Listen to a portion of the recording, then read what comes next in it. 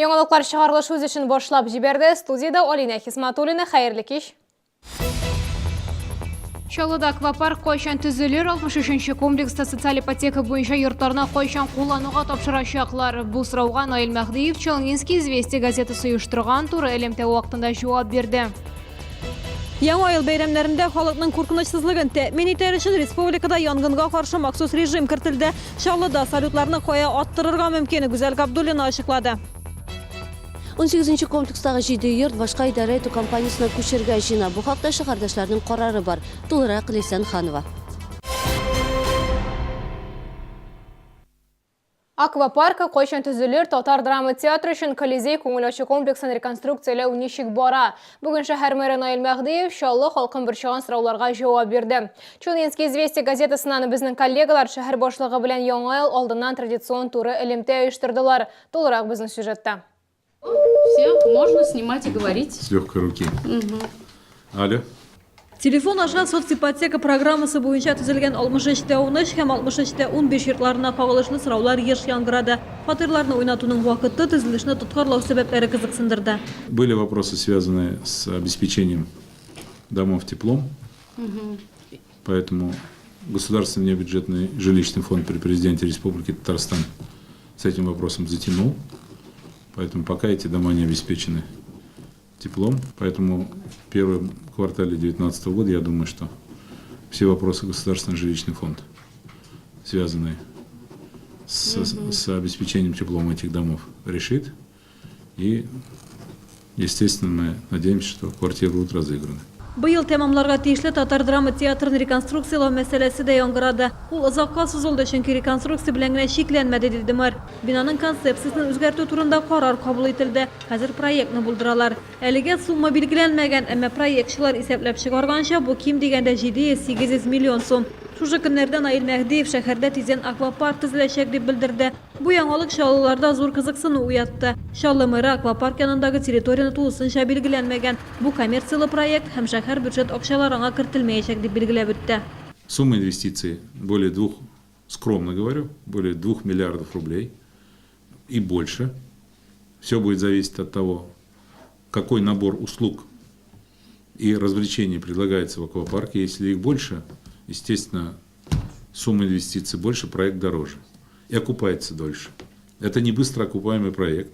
Чаллы мэрына Челнинский известия сайты социаль шелтерләр һәм телефон аша барлыгы 150 сорау килде. Шәһәр башлыгы 1 сәгать эчендә аларның бер өлешенә генә җавап бирә алды. Наил Мәхдиев барлык сорауларга да һичшиксез җавап булачак дип белдерде. Гүзәл Габдуллина, Константин Величко, Сергей Вильданов, яңалыклар.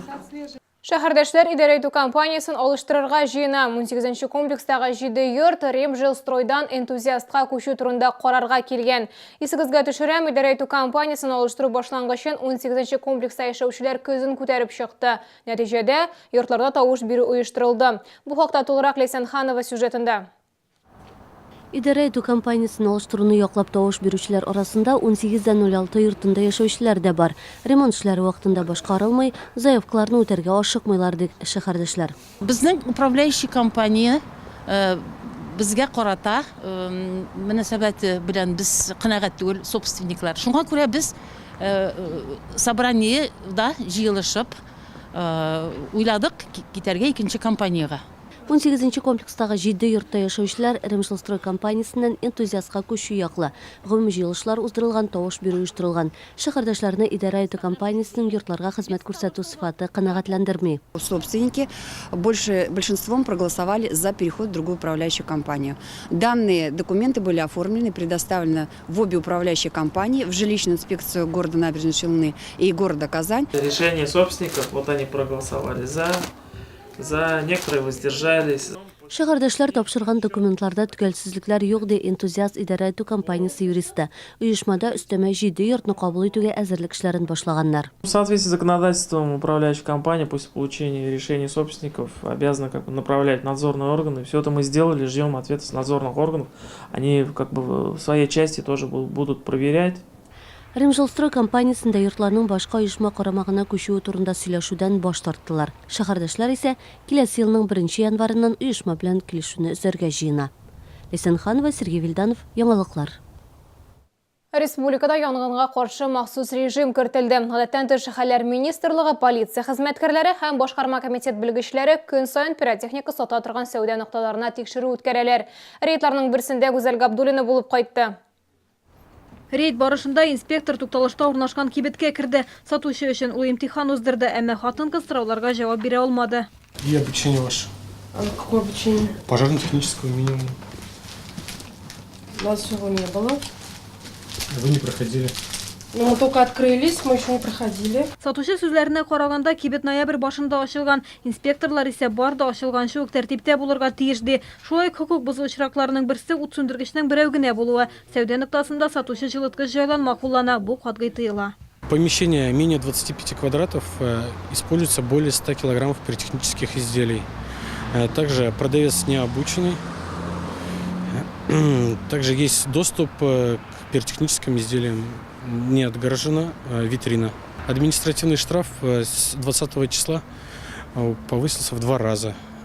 До 400 тысяч рублей. Салютларны билгеле җирдә генә аптырырга рөхсәт ителә. Чаллыда 4 урын билгеләнгән. Булар Җиңү паркы, пляж территориясе, Сарман тракты һәм төзүче стадион артындагы мәйдан. Гүзәл Габдуллина, Сергей Вильданов, яңалыклар.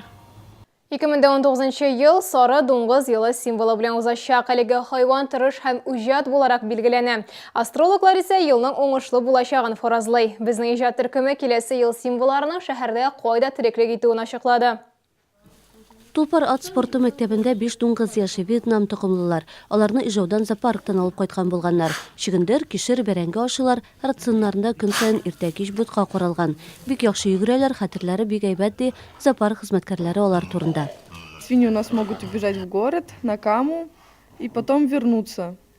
Куда бы ни убежали, всегда возвращаются. Память у них хорошая. Насим Галяжев хайваннар телен белә торган кеше, дуңгызларны пычрак дип әйтүләре белән ул гел килешми. Алар бик чиста дигән фикердә ат спорты мәктәбе директоры. Пычрак диләр дуңгызларны. Пычрак түгел дуңгызлар, дуңгызларны әйтә торганнар пычрак дип шуңа күрә, алар битендә балчыкка кирип аунлар, төрле суларга кирип пычрак суларда ул аларның үзләрендәге төрле ниләрне әйтегендә насыкон дибәтләренә битсеман әйберләрне һәм башка әйберләрне толпасым әйберләрне шунда алар битерәләр. Сары дуңгыз елында кешеләрдә хис кичерешләр дә вакыйгалар да уңай булыр дип фаразлый астрологлар. Әмма шулай да көтелмәгән хәлләргә, кискен борылышларга әзер булып тору зыян итмәс. Ә инде ел символларын бу гел борчымый. Алар өчен иң мөһиме вакытында ашау булсын да һавага чыгарсыннар. Эсенханова, Ленар Султанов, яңалыклар.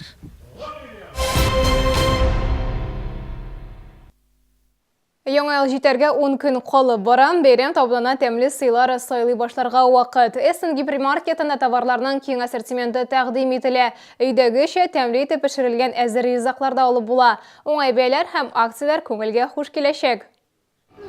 Салатлар, кабымлыклар, әзер ризыклар, домашний кухня бүлегендә төрледән-төрле азык-төлек сатыла.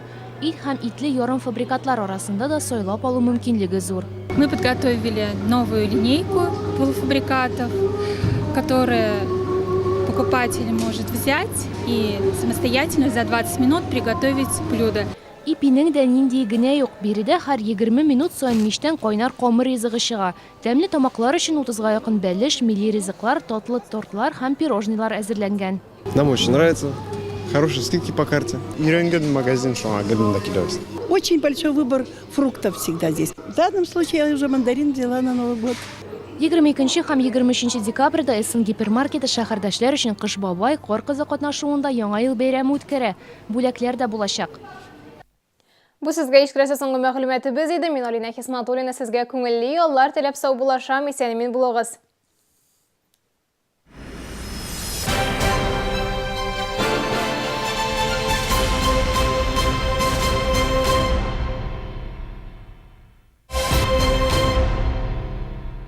Лови новую новогоднюю скидку каждый день. В Эссен с 21 по 23 декабря скидка 50% на игрушки и 30% на конфеты в коробках. Новогодние сладости. Подарки из Эссен под каждой елочкой. Количество товара ограничено. Подробности в гипермаркете Эссен.